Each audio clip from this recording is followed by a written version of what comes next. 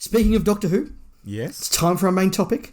Rob, Yes. I'm very, very excited. I was genuinely surprised when the Crusade won the poll. I thought it's this Hartnell story, it's half missing. I was even hesitant to even nominate it because I thought, You were, yeah. no one's going to want to listen to a podcast about a half missing story from 1966. What am I thinking?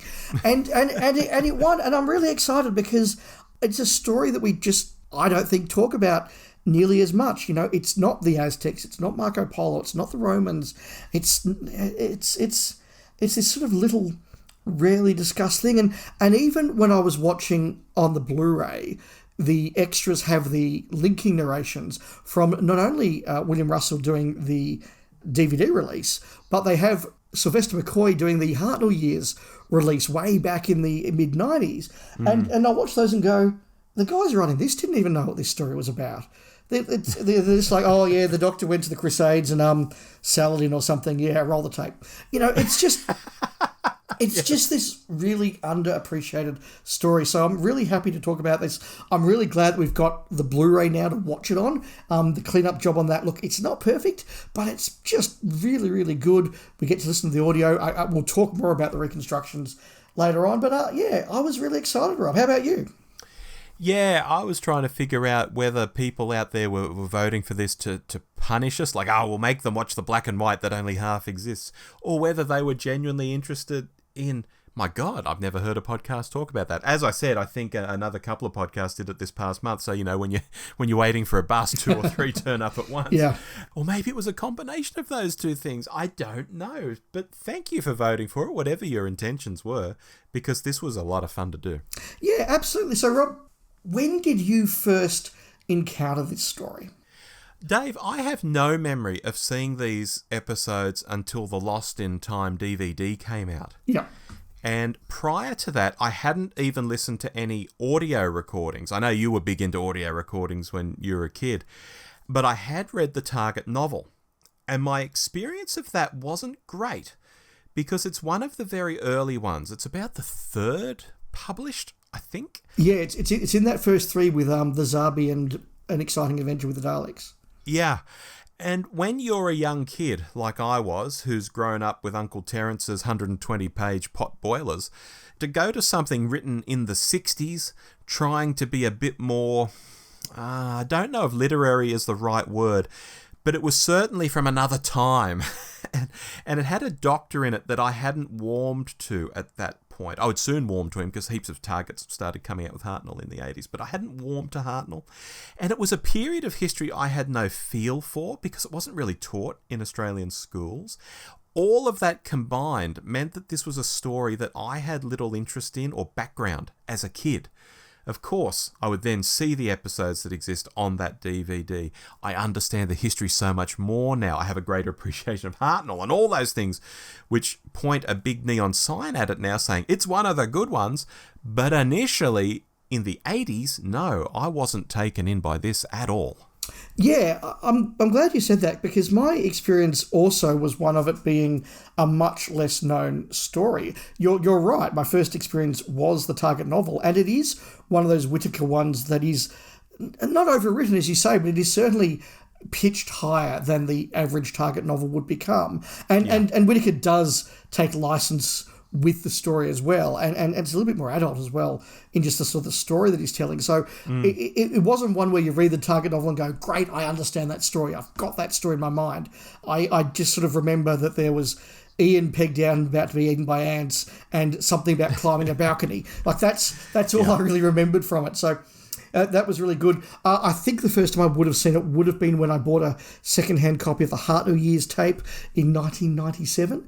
And I don't have much memory of watching it at the time. I suspect the picture quality on that wouldn't have been great. And the linking narrations were about a sentence, let's be honest.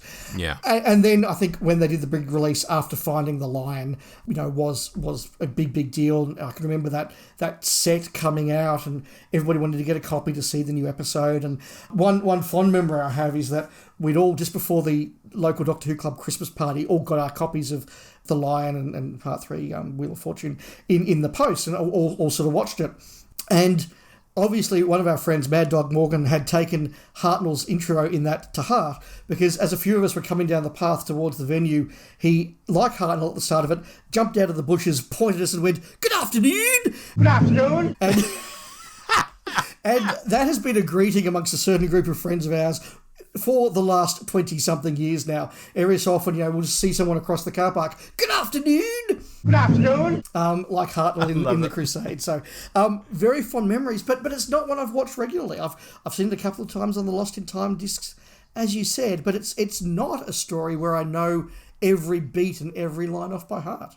Yeah, and look, you just mentioned the find of the lion episode there, and I do want to quickly mention, I've jotted it down, he messaged me on Facebook earlier today. Paul Scoons, yes. super fan from New Zealand, yes. was part of that find of the lion, and he discussed that, his part in finding that episode, on our January 29th, 2017 episode. That's the first episode of our second year of the podcast. He's actually my co-host, Dave. You must have been on holidays or something. Sounds like me. And yes, and it may still be on the podcast feed, or it might need to be streamed from our website, because episodes do drop off our podcast feed the more we add to it. So look that up if you want to hear Paul talk about his part in finding the lion. Yeah, absolutely. It's quite an epic little story, and yeah, well done for finding that missing episode. So, Rob, what struck me as I put this on is that this is Doctor Who really as it was originally conceived, because you've got David Whittaker writing it, the original script editor, who did a lot to really set up the characters and the plot and the tone of the story. And so we have got that very Hartnell-esque pure historical, which has a couple of hallmarks. The first is the crew arrive, they just inveigled into history, and then it's just about escaping. There's no sense of we've got to do this, we've got to do that, or we've got to fix this. It's just, can we survive history and get away? And it's written like a Shakespeare play. Yeah, and one of the first things you notice about the Hartnell historicals, I guess in general, is that the historical understanding of the audience is expected to be quite high. I had that note, so keep going. Okay then. Characters are rolled on, situations happen, and you're meant to know what's happening.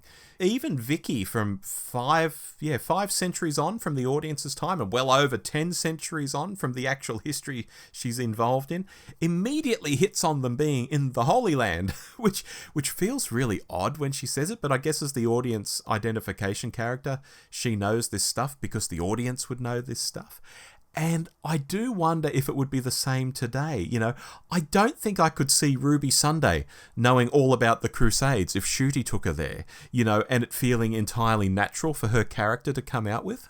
No, I had exactly the same note. And as you said earlier, Rob, it wasn't something that was taught in schools in Australia when we grew up, but I think it absolutely would have been a classic part of English curriculums back in the 1960s. And you do notice that lack of exposition. And I was just thinking about it as you were, that if this was done today, there will be that moment where the Doctor turns to the companion and says, of course, as you know, Jaffa is now part of Israel, and this is where Richard the Lionheart, da-da-da-da. There were those scenes, and even to the detail that they don't explain who Richard the First was, they don't feel the need to explain who Saladin was, they don't feel the need to explain Coeur de Lion. That's just a phrase that everyone goes, oh, Coeur de Lion, that was Richard the Lionheart, of course. But there are moments when they do, and I think that shows the level that it had to get to before they did it. For example, Malagrick, they do feel the need to explain, because a schoolboy or girl probably wouldn't know that. The bit at the end where Vicky turns to the Doctor and effectively the audience and says, Doctor, will he ever see Jerusalem? And the Doctor then gives a couple of sentence history of what happens to King Richard at the end of the Crusade before he goes home. So the moment there were moments there that were, okay, we need to explain this bit to the audience. But the level of education required is very, very different, and the way they treat the audience is very, very different. And like other Hartnell stories as well, that I think permeates to the story, because later on in the story you have tales of Elakia murdering and pillaging. You have his harem. You have references to torture, and the threat to Barbara And it's the cliffhanger to episode 3, particularly, and in some ways episode 2. The threat to Barbara is a sexual one. And that's almost unheard of in, never mind modern Doctor Who, frankly, anything past the Hartnell era. Yeah, look, I think it goes as far as it can for a kids show. Maybe even goes a little past where it can for a kids show. I mean, there are people getting stuck with arrows. There are people getting impaled on swords, all sorts of things. And you watch it and think, oh my God, this was a different time. But all of that said, it still doesn't acknowledge and delve down into some of the really nasty stuff that was going on, Dave. I mean, I swatted up a bit. I think you swatted up a bit more than me. But, after the siege of Acre, for example, Saladin refused to pay the ransom on the garrison that Richard had taken, and Richard flipped out and executed 3,000 Muslims in view of Saladin's army. And naturally Saladin said, well, anything you can do, I can do better. He pulled out all his Christians he had to hand and executed them.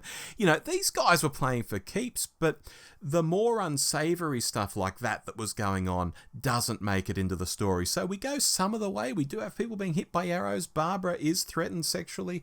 There's a lot in there for a kid's show, but it doesn't quite go all the way.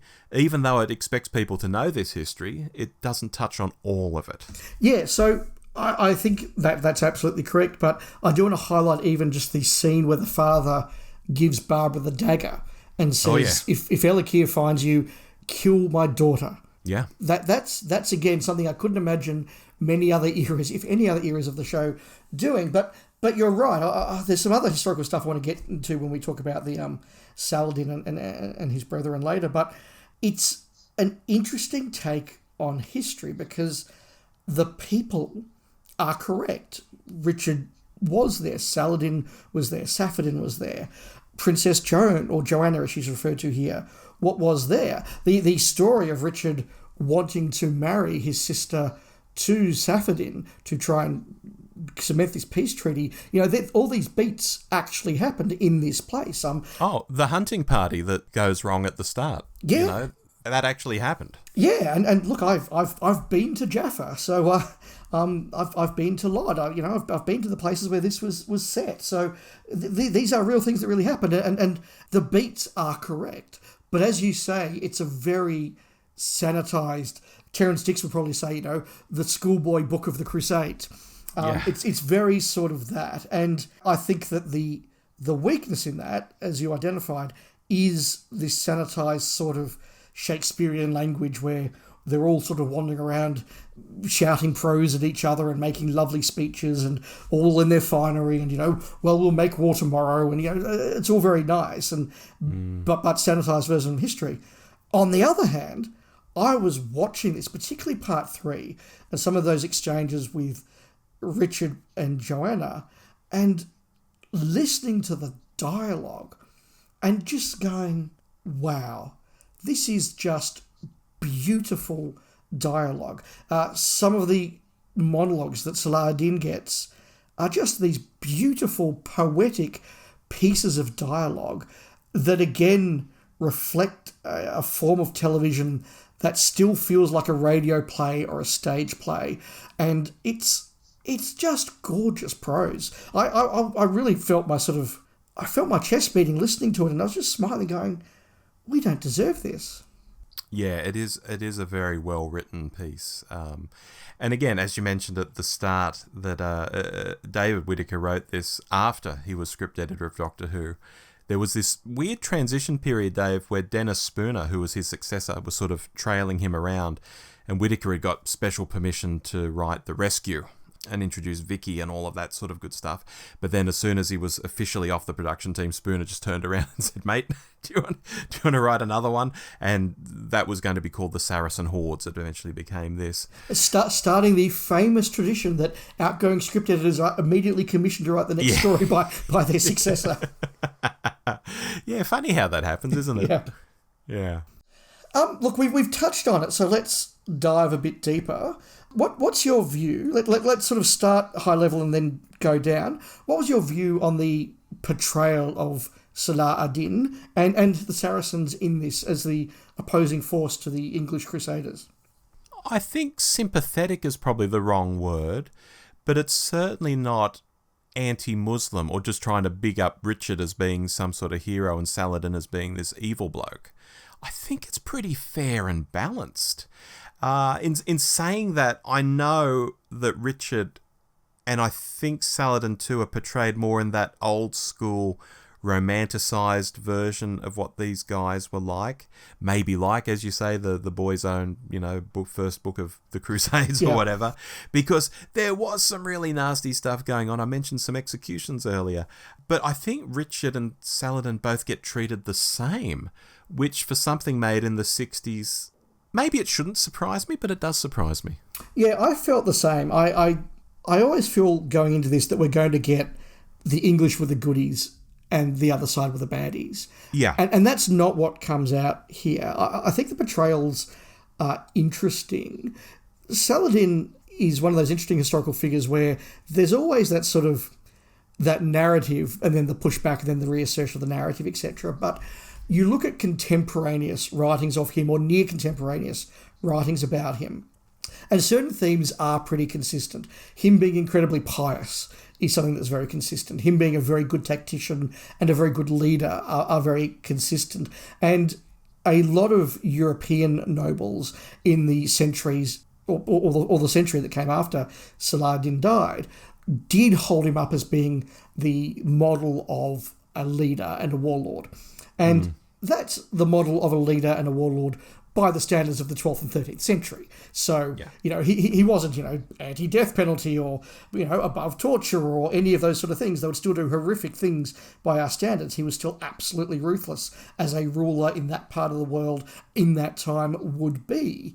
But I think this attempt to portray him as wise and noble and honourable is a very good reflection of the sort of character he was, to the best that we can judge it, and based on contemporaneous things. In Victorian times, there was this very large romantification of Saladin and Richard and the Crusades. And I think what you're sort of getting in the 1960s is the tail end of that very romantic thing. Where, it's definitely there.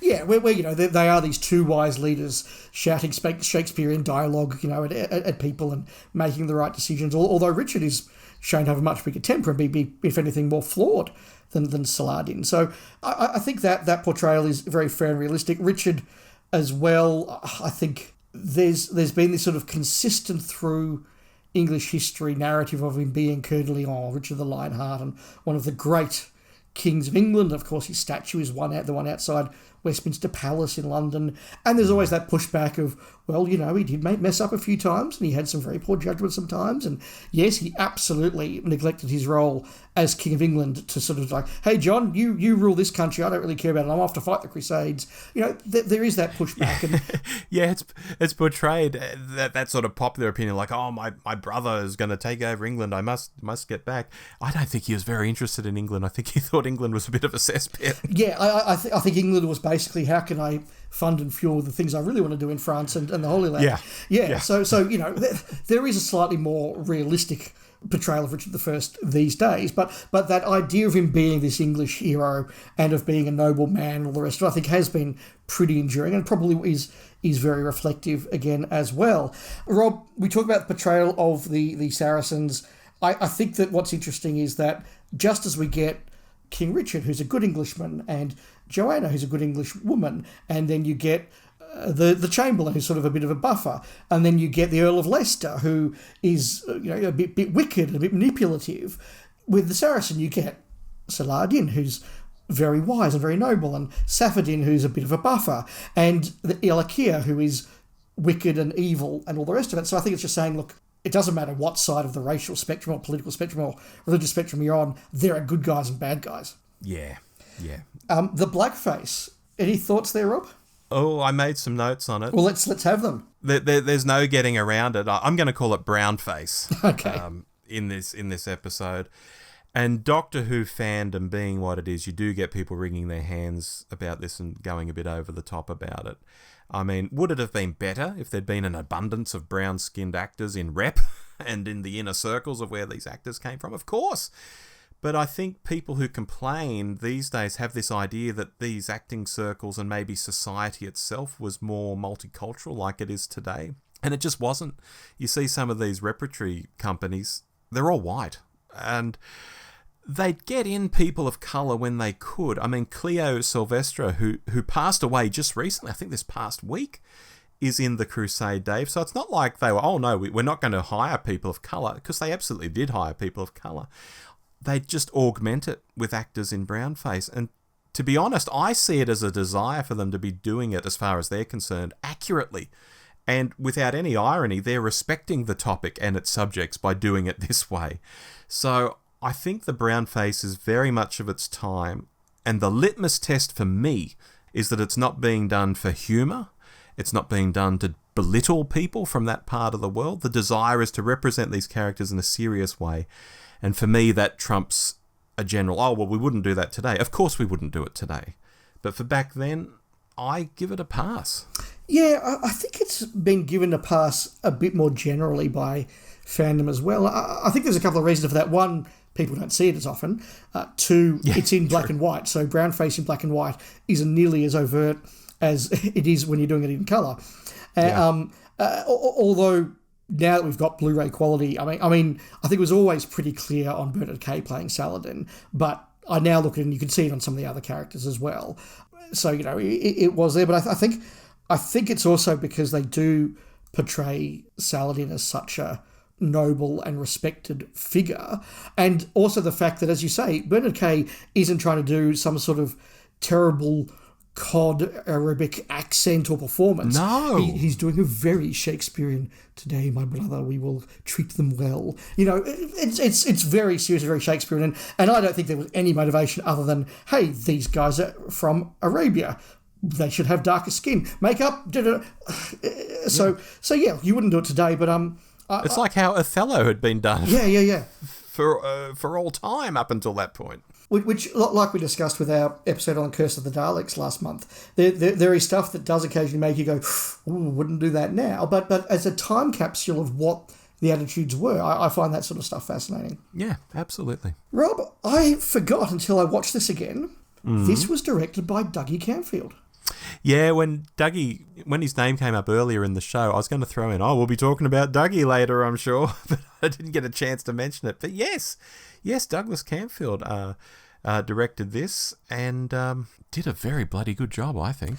It's really, really interesting to watch a director like him at work on a story like this, because he really goes to quite a bit of effort to make sure that when we've just got a scene that's two, maybe three people just talking at each other, he really does get the actors and actresses to move around each other, particularly the way that Jean Marsh is very, very sort of darty in the way that she moves around. Richard is very calm. Richard sort of can quietly, almost sort of subtly slide into a scene, and then he'll slide somewhere else. And then he'll get angry and he'll jump it, then he'll slide back. Whereas Joanna is very flitty and very sort of, she's darting all over the place. So there's that really good thing. But he cuts the camera really quickly between pieces of dialogue. And there's a couple of moments where you can see the vision mixer wasn't quite on there, and he's just a half a beat away, and that's just a reflection of, I think, how fast Camfield was doing this. But even the fight scenes, which we know Camfield is sort of known for, where they cut away to what I think must be a separate filmed insert in part one, with a really properly choreographed fight scene, it's quite impressive. Yeah, and I've made a note here that Dougie, for his part, really loved the script, and the story runs that he didn't change a line of dialogue in it. But at the same time, another legend has it that Hartnell felt there were some lines in it which implied an incestuous relationship between Richard and Joanna, and that offending material was removed. So the script was changed, according to that version of history. But aware of Whittaker's original intentions, however, I have also seen a third story that Julian Glover and Jean Marsh were still keen to run with the incest idea through just their performance with each other. Even if they couldn't say the lines, they were trying to put it in there, and apparently Verity Lambert took them aside and said, "Don't think I don't know what you're doing." Yeah, that's interesting. It's interesting we hear these different sort of conflicting stories, but again, talking about the centuries-long narrative of Richard I, there has always also been that sort of sense that he's his sexual power wasn't necessarily quite as wholesome as we may want to think. Now, whether it's, rumours about him having incestuous relationships or rumours about him having homosexual relationships with the King of France, for example. There's always sort of been these little lines that go through. And I know, when I read books about Richard, modern historians just sort of go, we don't know. We don't know whether this is our interpretation, whether people are trying to spin stuff, whether it's legend going over the top or whether it's fact. We just don't know, but that's interesting. But to get back to Camfield, I think his direction is really, really good. But also what struck me, even in that first 5 minutes, is the production of this thing where you've got them walking in a wood. And look, as a fan watching it, knowing how television was made in that time and analysing for a podcast, I can sort of see the edges of the studio and see just how small this wood is. But Camfield is really clever in the way that he does make the wood seem like it's much, much denser, much, much deeper than it is. And even though the TARDIS must be literally about 1.5 meters just off screen, they make it feel like it's a bit further away. But even something little like getting an actual hawk onto the set, a lot of directors wouldn't have bothered to do that. And just that little detail, when it's the first scene in a story and you see an actual hawk, you go, oh, wow, they're making some effort on this one. Yeah, it's pretty cool. I'll just say one thing about the wood. I listened this time around, as well as watching the couple of episodes on the Lost in Time DVD. I listened to the BBC audio where it's the episodes with William Russell, narrating here and there. And at the end of that, there's an interview with William Russell. And they talk to him about how he was stationed in World War II in this part of the world. And he says, yes, I was stationed sort of in Jaffa. And he said, I don't recall any forests like that. There was sort of scrub here and there. I don't recall actual forests like that. So that might be a bit of an embellishment. Yeah, we're not quite sure how far outside Jaffa they were. And given that basically all the area now between the two areas where this is set, so basically between Jaffa and Elakir's palace, whatever it was, basically they're the two sides of Tel Aviv. So what is now Tel Aviv is now in the middle of that. So I can't judge. When I was there was Tel Aviv. So I can't really judge. But yeah, look, the production's superb. The performances I just think we need to highlight, and I want to start with Hartnell because look, everybody knows I'm a Hartnell fan. But this is another of those performances where you look at him and you go, this was an actor in command of his craft, and when he was on. And the way that he has the Doctor portraying confidence when he needs to, but you can tell privately the Doctor's quite worried that he can shirt front the Earl of Leicester and stare down the King of England, but then a moment later be sort of like, I'm not quite sure how this is going to work out and I'm a little bit nervous. Just the way he balances that is, I think, incredibly doctorish and really, really good. Yeah, on the Doctor, I think he's pretty twinkly throughout all of this. Yeah. And we often say this, but anyone who watches Twice Upon a Time and thinks they know the Hartnell Doctor needs to watch a story like this. He giggles like bloody Yoda most of the time. He finds shoplifting the clothes for himself and Vicky particularly funny. He thinks it's hilarious. Yes. And speaking of Vicky, he has a super relationship with her in this, like he does in all the stories she's in. And good afternoon, it's just brilliant. Good afternoon. He's fantastic. Yeah, I absolutely love that first Dr. Vicky relationship. It's really good. Ian and Barbara, Rob, any thoughts? Yeah, Ian gets to be the super action man in this, which is par for the course in a lot of his stories. Of course, you have to park your disbelief that a science teacher can just pick up a sword and hold off a Saracen. He did national service, Rob. They taught crusading in national service. Oh, right, okay, yeah. So this Saracen who's probably held a sword since he was old enough to lift it up. You just got to go with it. Getting knighted by Richard is cool. Yes. I think that's great. The mission to find Barbara is a good one. The scene where he's pegged out in the desert and almost eaten by ants is particularly adult for a kid's show. Yeah. And Barbara, yeah, she has a few whimpering moments when she's in real peril, and who can blame her for that? But on the whole, she's pretty tough in this, and she uses her brain. I really like the scene where she starts talking about recently being in ancient Rome and having visited a world run by insects. And the response is, you're an actor, you're a player, I think. I think that's a really clever bit of dialogue, and it's a great performance from Jacqueline Hill. Yeah, I love the line where she's brought before Salah ad-Din by Elakia, and Elakia's talking about, I can do this to her and I'll do this to her. And Salah ad-Din says, what do you think of that? And she just pauses for a moment and says, it sounds like the punishment for a fool. Yeah. And that's just a real sort of, I now would say that's a girl boss moment. But it's just a really strong moment where you go, look, again, she's allowed to be terrified. If I was there, I would be terrified. But she's still got her wits and her dignity. And I think that's what makes her a strong character. Yeah. How about Vicky? Look, she hasn't got as much to do in this as she has in other stories. But again, she's just fun. She's enjoying herself. She clearly loves travelling with the Doctor, which is always lovely to see. But more than anything, you said it before, Rob, just that relationship between the first Doctor and Vicky is so warm and tender, and a proper mentor Telemachus relationship. It's just so lovely. Yeah, I like how Vicky's paired up with the Doctor here, and we do the whole charade of her being a boy.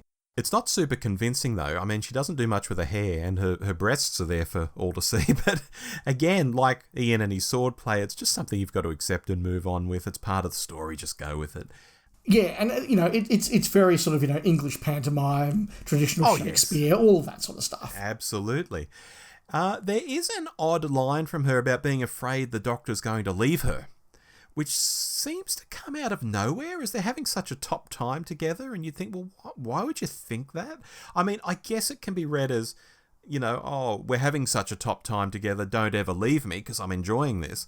But the way it comes across, it seems very needy and kind of comes from nowhere.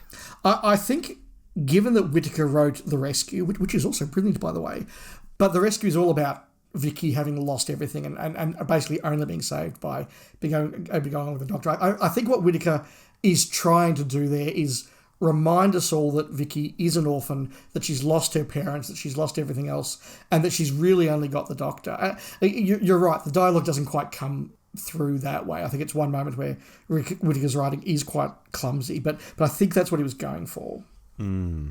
I've also made a note that this one, now that we're talking about the actors involved, this one is quite the Doctor Who family episode. Obviously, Julian Glover was cast as Richard, but at one stage, Nicholas Courtney was considered for the role. And of course, Courtney would become the Brigadier when Dougie Camfield, who was directing this, hired him for Web of Fear. Joanna's played by Jean Marsh, whose first husband was John Pertwee. Yes. And Marsh becomes Sarah Kingdom in the Daleks' Master Plan, also through the Camfield connection. And the cherry on top, Dave, another candidate for Joanna was Adrian Hill, who would soon get cast in The Mythmakers as Katarina. So this is just like Doctor Who family, just written all over it. And of course, Bernard Kay, who would go on to be on many more Doctor Who's over the course of his time. Look, I don't want to go through each one, but I just want to say, I sent a photo of the TV to a friend of mine at work and said, hey, I'm watching the show from 1966, and Julian Glover and Jean Marsh are both in it, and they were both actors and actresses that he recognised and went, oh, wow, I know those people. And, that's just... It's just such a good cast. It's just an amazing cast and saying amazing dialogue, and that's just really cool. Yeah. Now, Dave, I'll just mention briefly, because I think we touched on this earlier, I find it interesting that the story doesn't really have an ending. Of course it ends, but after a bit of a nothing burger in the middle episodes, our heroes just sort of bugger off. And it's really down to the audience again, knowing what happened in the Crusades and how the Doctor's prophecy for Richard will come true, but maybe only from a certain point of view, to rip off Obi-Wan Kenobi, that sort of gives it any real ending. And even that's something that happens off screen, and again, only if you know the story, it sort of happens in your head. It's a strange ending in some ways. Yeah, I was definitely quite struck that we actually finish Richard's plot about halfway through part 4. Yeah. That was really interesting. And so, yeah, you're right. It really is just about trying to escape from the various plots and getting to the TARDIS, because it is an adventure story. There is that one final hurdle that they've got to get past to get to the TARDIS, make sure we have an exciting finish. But you're right. I mean, there isn't really a plot narrative through this. There isn't, well, we arrived, we had to do this, we had to achieve that. It's just, we arrived, Barbara was kidnapped, so we just need to all survive as long as we can to get Barbara back and then all go home. Yeah, it's really interesting with pure historicals how the TARDIS crew literally can't change history, so we're just presented with real events. As we mentioned earlier, the attempt to marry off Joanna was real, that hunting party getting attacked by the Saracens was real, and a bloke pretended to be Richard, and got captured. All of that was real. And the crew just has to survive and then beat a retreat. That's it. That's absolutely right. And look, the final thing I want to talk about is what they have to survive against, and that is Elakir. And a point that I've made a few times over the years is that I think one of the things that really separates successful Hartnell historicals from the less successful ones is the quality of the villain. So you think about the Aztecs, which is I think is correctly held up as the pinnacle of the Hartnell historicals by most fans. Yeah. That is really hinging off the portrayal of Totoxal. And again, just as a side note, when we go back and see the Aztecs, there are good Aztecs and bad Aztecs. They're a complicated, society. Marco Polo, which is my favourite of the Hartnell historicals, you have Tigana, who is a great villain and sort of works his wickedness all the way through that, compared to something like the Reign of Terror, where, okay, there's sort of, a couple of obstacle-type baddies who sort of pop in for an episode to, arrest somebody and then disappear, or Robespierre, who's sort of a baddie, but over there... there isn't a sort of a baddie. Even the Romans, which is very funny and very witty, there isn't really a baddie in the Romans. Yeah. Whereas here you've got Elakir. What did you think of him? Yeah, I think he's what's needed to give this story, such as it is. I mean, I mentioned a moment ago that, the middle of it's a bit of a big nothing burger.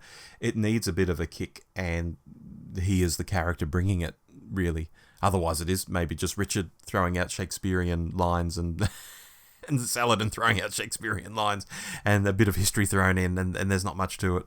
Yeah, but in classic sort of henchman styling, very quickly it's shown that Saladin thinks Elakir is a bit of a fool, and he's like, you bugger off out of my court, I don't want to talk to you. And so he just goes off and does bad things off in his own little sort of palace, a few miles down the road. I think that separation isn't something I'd really understood and appreciated before, but that was really cool. But yeah, look, as a villain, I think he works. I don't think he's quite to Toxel and Tigana, but he's up there. Yeah. No, before we finish up, Rob, I just want to mention the recon. I watched the Blu-ray version. I thought the recons were very good. The way they used the photographs and the syncing of them was very good, and it did allow me to just sort of watch the story through as a four-parter without really having to be distracted. The only disadvantage is that there were moments when I think some level of either narration or action subtitles would have been useful. The end of part 2 is about 3 minutes of Barbara basically evading people through the village. And on audio, that just doesn't work. The way that Elakir is killed is it's not weird, but the way the telesnaps are done, there isn't the telesnap at the right moment. There's a telesnap of Elakir. There's a sort of a blurred snap of him falling down, but there isn't the telesnap of him actually seeing who's stabbing him and who's killing him. So I was like, I think it was the father guy, but I did actually have to go back and check the storyline and go, yes, it was. So it's the 60s version of Caves of Androzani, the Australian edit. Yes, a little bit like that. So look, they were by far a very effective way of watching this, but just a couple of little minor irrits from me. How did you do parts 2 and 4? I did the BBC audio, which was just taking the episode audio with William Russell narrating, and then I just watched the 2 episodes that exist. So I didn't actually go to the Blu-rays. I didn't think to do it, actually. Oh, fair enough. Well, that would have been really interesting. So, yeah. Rob, we've talked about the Crusade. Final thought? Look, I mentioned it's really interesting with pure historicals, how the TARDIS crew can't change history. I think this can be a good and a bad thing. It's good because it's realistic to maybe what time travel would really be like, and it's bad because there's sometimes not much of a story to hand outside what feels like a bit of a tarted up Encyclopedia Britannica entry. But working within this constraint, I think the Crusade still works well. And it doesn't do anything too wrong or too egregious. I think it works and it looks really good. I think if it existed in full, it would be extremely well regarded. I don't think people would call it an outright classic, but I think they'd regard it very, very highly. But that's a fantasy, I guess, because as it stands, it's in pieces and it involves a bit of history that I don't think a lot of people around the world, even in the UK now, may know very well without going out of their way to study it.